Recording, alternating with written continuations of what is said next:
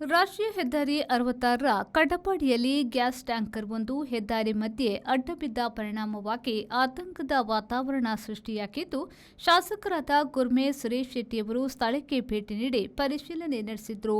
ಪರಿಶೀಲನೆ ನಡೆಸಿದ ಅವರು ಅಗ್ನಿಶಾಮಕ ದಳ ಹಾಗೂ ಪೊಲೀಸ್ ಅಧಿಕಾರಿಗಳಿಗೆ ಅಗತ್ಯ ಕ್ರಮ ಹಾಗೂ ಸಂಚಾರಕ್ಕೆ ಬದಲಿ ವ್ಯವಸ್ಥೆ ಕೈಗೊಳ್ಳುವಂತೆ ಸೂಚನೆ ನೀಡಿದರು.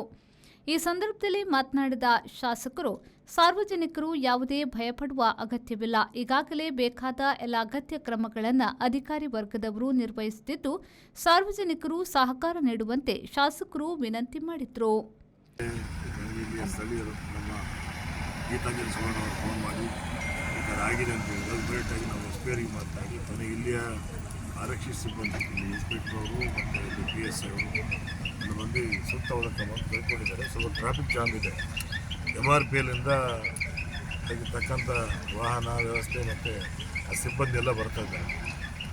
ಈ ನಿಟ್ಟಿನಲ್ಲಿ ಎರಡು ಕಡೆ ನಾವು ಟ್ರಾಫಿಕನ್ನು ಬಂದ್ ಮಾಡಲಿಕ್ಕೆ ಈಗಾಗಲೇ ಪೊಲೀಸರಿಗೆ ಸೂಚನೆಯನ್ನು ಕೊಟ್ಟಿದ್ದೇವೆ.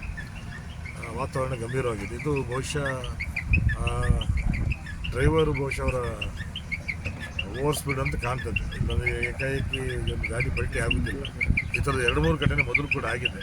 ಹಾಗಾಗಿ ಇನ್ನು ನಾನು ಇಲ್ಲಿಯ ಪೊಲೀಸರನ್ನು ಅಭಿನಂದಿಸಬೇಕು.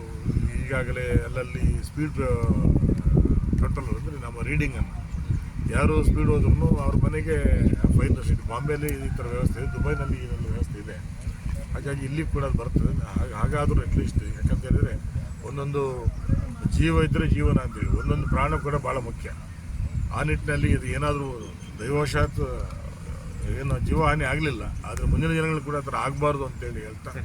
ಲೀಕೇಜ್ ಇದೆ, ಸ್ಮೆಲ್ ಬರ್ತಾ ಇದೆ, ತುರ್ತಾಗಿ ಕ್ರಮ ಕೈಗೊಳ್ಳುತ್ತಾರೆ. ಎಲ್ಲ ಈಗಾಗಲೇ ಫೈರ್ ಬ್ರಿಗೇಡ್ ಅವರು ಬಂದಿದ್ದಾರೆ. ನಮ್ಮ ಅದಾನಿಯಿಂದ ಬಂದಿದ್ದಾರೆ. ISP ಅವರು ಬಂದಿದ್ದಾರೆ. NH ಅವರು ಅಲ್ಲಿಯ ಕಾಂಟ್ರಾಕ್ಟರು ಇಂಜಿನಿಯರ್ಸ್ ಎಲ್ಲ ಇಲ್ಲೇ ಇದ್ದಾರೆ. ಎಲ್ಲರೂ ಸೇರಿ ಅದನ್ನು ಕಂಟ್ರೋಲ್ ತರುವಂಥ ಪ್ರಯತ್ನವನ್ನು ಮಾಡ್ತಾರೆ. ಮನೆಯವರನ್ನು ಶಿಫ್ಟ್ ಮಾಡುವಂಥದ್ದು MRPLಯಿಂದ ಇದು ಬರ್ತದೆ. ಮತ್ತು ಈಗಲೇ ಒಂದು 2-3 ಫೈರ್ ಬ್ರಿಗೇಡ್ ಅದನ್ನು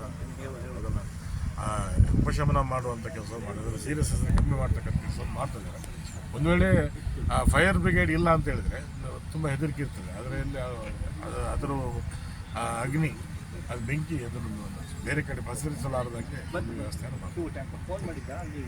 ರವಿರಾಜ್, V4 ನ್ಯೂಸ್, ಪಡುಬಿದ್ರೆ.